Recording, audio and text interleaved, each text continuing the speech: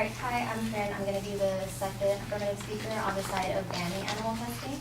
So just to recap what my partner said, our significant claims were: 1, animal testing is cruel and unnecessary; 2, it's ineffective because of the reactions between animals have and that humans have on the products; and 3, animal testing is wasteful. So the negative significance claim was that animal research is highly regulated with laws in place to protect animals from mistreatment. He first brought up the Animal Welfare Act and how it regulates animal research. But however, like we said, the AWA provides only minimal protection for certain species, and it excludes a lot, such as the rats that you always hear that they are using, and like birds, which together constitute an estimated 90 to 95% of the animals in the laboratories. And this information comes from NEAVS, which is the National Animal Advocacy Organization. Next, the negative said animal researchers treat animals humanely, both for the animal's sake and to ensure reliable test results. But according to the Human Society International, animals used in experiments are commonly subjected to force feeding, food deprivation, inflictions of burns, cuts, wounds. And in the US, the laws, there's no experiment, no matter how painful, none of those are prohibited. So, and also painkillers are not required. So even when alternatives to the use of animals are available, the law does not require that they be used, and often they aren't. The negative also said that animals are good test subjects because they are similar to human beings.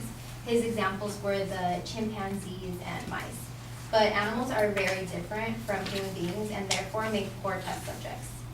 The anatomic and cellular differences between animals and people make animals poor models for human beings. Paul Furlong, who's the professor of clinical neuroimaging, states that it's very hard to create an animal model that even equates closely to what we're trying to achieve in a human. The negative inherency claim was animal testing has contributed to medical research. First, they said animal testing has contributed to many life-saving cures and treatments. However, most of the treatments released after being run on animals ended up failing and causing health issues on humans.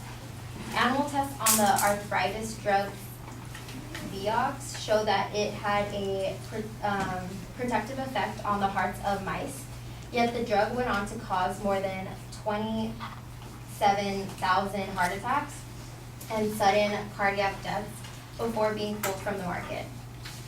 Another example is the 1950s sleeping pill thalidomide, which caused 10,000 babies to be born with severe deformities and was tested on animals prior to the commercial release. Second, the negative claim relatively few animals are used in research, which is a small price to pay for medical progress. But my research showed that more animals are being tested on. The use of animals in experiments at leading federal funded labs have increased nearly 73% in the past 15 years. This is according to a new study conducted by PETA, which is the People for the Ethical Treatment of Animals. Third, the negative said animals themselves benefit from the results of animal testing. My research showed that animals actually don't benefit. Instead, they catch diseases that they normally would never get. According to PETA, animals are infected with diseases that they would never normally contract. Tiny mice grow tumors as large as their own bodies. Kittens are purposely blinded. Rats are made to suffer seizures, and primate skulls are cut open and electrodes are implanted in them. Experimenters force feed chemicals to animals, conduct repeating surgeries on them, and implant wires in their brain, crush their spines, and much more. Moving on to the negative solvency claim that there is no other accurate or effective way of testing new medicine than using live subjects.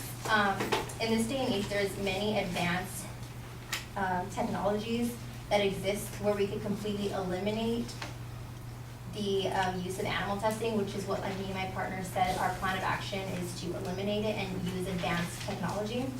And the negative said that supercomputers are not accurate, but according to Dr. Donald Pinker, a biological engineer at Harvard University, he has developed an artificial lung on a microchip to replicate the functions of a working body. These functions include breathing and blood flow, and this increases the potential of new ways to test certain medications without the expense and torture of living creatures. This is just one example of the advancing technologies, but it shows that there is no need to cause pain on animals when we have sophisticated computer systems, which is the plan of action that we are trying to take.